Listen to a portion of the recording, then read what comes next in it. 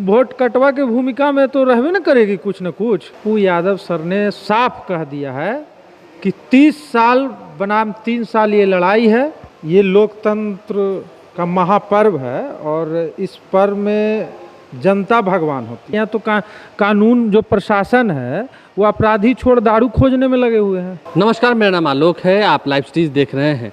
बिहार में लोकतंत्र के महापर्व की शुरुआत होने वाली है। बिहार में चुनाव होने हैं विधानसभा के, और ऐसे में जन अधिकार पार्टी भी चुनावी रण में कूदी हुई है। इस वक्त राजू दानवीर हमारे साथ हैं।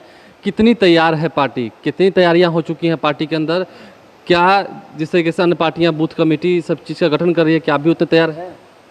हमारे सारे विधानसभा में, और सर ने लगभग आधा विधानसभा घोषित भी कर दिए हैं, अंडर 100 लगभग अराउंड, तो उस सभी में बूथ कमेटी हमारी बनी हुई है और बाकी विधानसभा में सब में बूथ कमेटी संगठन हमारा सब में बना हुआ है 243 सीट पर ही बना हुआ है, टोटल पर बना हुआ है।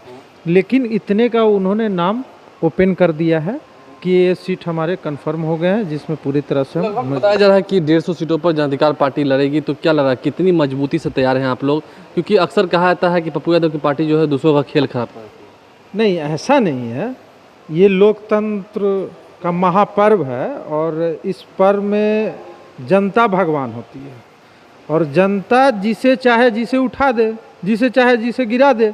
तो जनता देख रही है ना कि हमारे बीच कौन है, तो हमारे बीच तो वही है आदरणीय पप्पू यादव जी।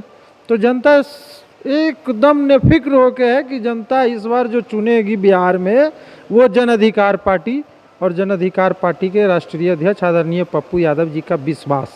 कैसे चुनाव जीतेंगे? क्योंकि बातें जब हो रही हैं चुनाव जीतने की, सामने में महागठबंधन है, आरजेडी है, तमाम दल हैं, जातीय समीकरण भी बिहार में देखा जाता है। तो ऐसे में पप्पू यादव को विकल्प रूप में क्या जनता चुनेगी? कैसे भरोसा है आपको? देखिए, शुरू से ही बोलते हैं कि जात पात की पार्टी नहीं है, इसीलिए जात पात से ऊपर उठकर सब मत कीजिए। और इस बार जनता जो है बहुत खेल देखी, जात पात के जाल में फंस के, जो अब सत्ता पक्ष हैं विपक्ष हैं कोई भी हो, तो ये कोई भी जातीय इस बार समीकरण चलने नहीं जा रहा है।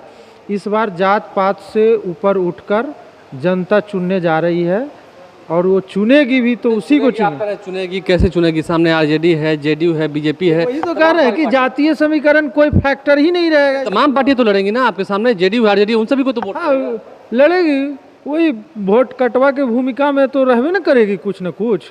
वोट कटवा के भूमिका में तो सर कहना तो नहीं चाहिए, कहा जा रहा है कि वोट कटवा की भूमिका कहीं आप न कर दें विपक्ष के लिए। ऐसा नहीं है, हम खाना खाएंगे तो अपने पेट के लिए ना खाएंगे, किसी दूसरे के लिए खाएंगे।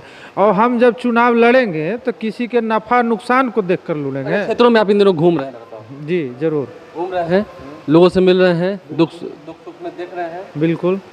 क्या आप कह रहे हैं, लोग किसके प्रति ज़्यादा नाराज हैं? ज़्यादा नाराज़गी किसके प्रति है? देखिए, ज़्यादा नाराज़गी सीधा सीधी है कि जो अब तक देखा 15 साल अब सबको जनता इग्नोर करने जा रही है।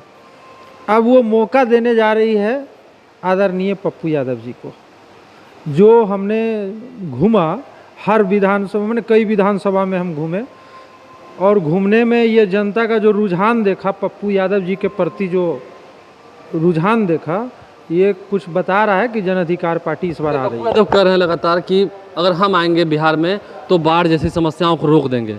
सिर्फ 3 साल ही हमको मौका दिए, 30 साल बनाम 3 साल। क्या हकीकत है, कैसे? देखिए, बाढ़, शिक्षा, स्वास्थ्य, सुविधा, सुरक्षा, ये सारे मजबूत करें। तो महिलाओं को सुरक्षा नहीं हो रहा बिहार में? तो हो रहा है, तो फिर रेप की घटनाएं क्यों हो रही है, गैंग रेप क्यों हो रही है? कहाँ गए वो? पप्पू यादव आएंगे तो बिहार में सब नहीं होगा?